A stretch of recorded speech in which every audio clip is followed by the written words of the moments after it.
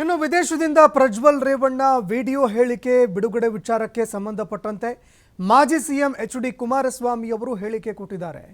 ಚಿಕ್ಕಬಳ್ಳಾಪುರದಲ್ಲಿ ಮಾಜಿ ಸಿಎಂ ಇದಕ್ಕೆ ಸಂಬಂಧಪಟ್ಟಂತೆ ಮಾತನಾಡಿದ್ದಾರೆ. ಕೂಡಲೇ ವಿದೇಶದಿಂದ ಮರಳಿ ಎಸ್ಐಟಿ ತನಿಖೆಗೆ ಹಾಜರಾಗುವಂತ ಅವರು ಕರೆ ಕೂಡ ಕೊಟ್ಟಿದ್ದಾರೆ.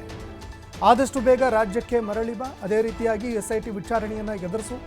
ಎಚ್.ಡಿ. ದೇವೇಗೌಡರು ಇದಕ್ಕೆ ಸಂಬಂಧಪಟ್ಟಂತೆ ಎಚ್ಚರಿಕೆ ಕೊಟ್ಟಿದ್ರು. ನಾನು ಕೂಡ ಮನವಿ ಮಾಡಿದ್ದೆ.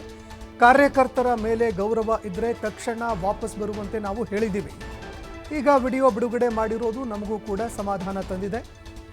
ಎಸ್ಐಟಿ ಮುಂದೆ ವಿಚಾರಣೆಗೆ ಹಾಜರಾದ ಬಳಿಕ ಏನೆಲ್ಲ ಸತ್ಯಾಸತ್ಯತೆ ಇದೆ ಅದೆಲ್ಲವೂ ಕೂಡ ಹೊರಬರುತ್ತೆ. ಯಾರೆಲ್ಲ ಷಡ್ಯಂತ್ರ ಎಸಗಿದ್ದಾರೆ ಎಲ್ಲವೂ ಗೊತ್ತಾಗಲಿ ಅಂತ ಮಾಜಿ ಸಿಎಂ ಎಚ್.ಡಿ. ಕುಮಾರಸ್ವಾಮಿ ಅವರು ವಿಡಿಯೋ ಹೇಳಿಕೆ ಬಗ್ಗೆ ಮಾತನಾಡಿದ್ದಾರೆ.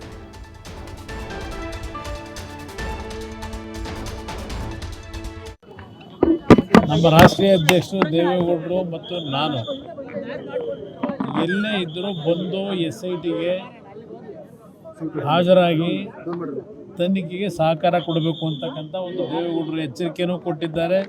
ನಾನು ಒಂದು ಮನವಿನೂ ಮಾಡಿದ್ದೆ. ಮತ್ತು ಕಾರ್ಯಕರ್ತರಿಗೆ ಗೌರವ ಇದ್ದರೆ ತಕ್ಷಣ ಬರಬೇಕು ಅಂತಕ್ಕಂಥ ಒಂದು ಮನವಿಯನ್ನು ಮಾಡಿದ್ದು. ಅದಕ್ಕೆ ಹೋಗೊಟ್ಟು ಬರ್ತಾ ಇರ್ತಕ್ಕಂಥದ್ದಕ್ಕೆ ಇವತ್ತು ನಮಗೂ ಸ್ವಲ್ಪ ಸಮಾಧಾನ ಇದೆ. ಅದರಿಂದ ಮುಂದಿನ ದಿನಗಳಲ್ಲಿ ಪ್ರಕ್ರಿಯೆಗಳೇನಾಗಬೇಕು ಆಗುತ್ತೆ. ಸರ್, ನನ್ನ ವಿರುದ್ಧ ಷಡ್ಯಂತ್ರ ಮಾಡಿದರೆ ಎಲ್ಲವನ್ನು ನಾನು ತನಿಖೆಯಲ್ಲಿ ಅವೆಲ್ಲ ಹೊರಗಡೆ ಬರಬೇಕು. ಸತ್ಯಾಂಶಗಳೇನಿದೆ, ಯಾರ್ಯಾರ ಪಾತ್ರಗಳು ಏನಿದೆ, ಇದೆಲ್ಲ ಹೊರಗಡೆ SITಯ ತನಿಖೆ ಈಗೇನು ಮಾಡ್ತಾ ಇದ್ದಾರೆ ನೋಡೋಣ, ಎಲ್ಲಿಗೆ ತಂದು ನಿಲ್ಲಿಸ್ತಾರೆ. ನಾನು ನನಗೆ ಕ್ಷಮೆ ಕೇಳಿ ನನ್ನ ಕಾರ್ಯಕರ್ತರ ನೋವು ಸ್ಪಂದಿಸು ಅಂತಕ್ಕಂಥ ನಾನು ಹೇಳಿದ್ದೀನಿ. ಕಾರ್ಯಕರ್ತರು ಕ್ಷಮೆ ಕೋರೋದಕ್ಕೆ ನಾನು ಅವನಿಗೆ ಪಾಪ ಈಗಲಾದರೂ ಕಾರ್ಯಕರ್ತರ ಬಗ್ಗೆ ಅಷ್ಟು ಒಂದು ಮಮತೆ ಇದೆ ಅಂತಕ್ಕಂಥ ತೋರಿಸ್ಕೊಂಡಿದ್ದಾನೆ. ಅದಕ್ಕೆ ನನಗೂ ಸ್ವಲ್ಪ ಸಮಾಧಾನ ಇದೆ.